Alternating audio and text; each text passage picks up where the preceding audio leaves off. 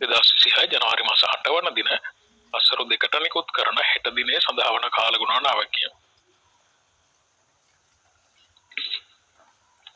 ශ්‍රී ලංකාවට ගිනිකොන දෙසින් බෙන්ගාල බොක්ක මුහුදු ප්‍රදේශයේ පවතින ගැඹුරු පීඩන අවපාතය අද සවස් කාලය වන විට පොතුවිල් සිට කිලෝමීටර් 250ක් පමණ ගිනිකොන දෙසින් පිහිටා තිබෙනවා.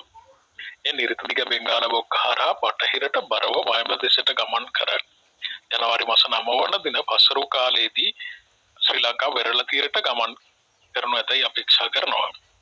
දිවයිනේ බොහෝ ප්‍රදේශවල අහස වලාකුරින් බරව පවතිනවා. උතුරු මැද නැගෙනහිර ඌව මධ්‍යම වයඹ සහ දකුණු පළාත්වල විටින් විට වැසි හෝ ගිගුරුම් සහිත වැසි ඇති වෙනවා. දිවයිනේ අනෙකුත් ප්‍රදේශවල තැනින් තැන වැසි හෝ ගිගුරුම් සහිත වැසි ඇති විය හැකියි. නැගෙනහිර පළාතෙත් මුලතිව්, වවුනියාව, කිලිනොච්චි, පොළොන්නරුව දිස්ත්‍රික්කවල ඇතැම් ස්ථානවලට මිලිමීටර් 150ට වැඩි ඉතා තද වැසි ඇති විය හැකි අතර ඌව පළාතෙත් නුවරඑළිය, මාතලේ සහ මන්නාරම දිස්ත්‍රික්කවලත් ඇතැම් ස්ථානවලට මිලිමීටර් 100ට වැඩි තද වැසි ඇති විය හැකියි.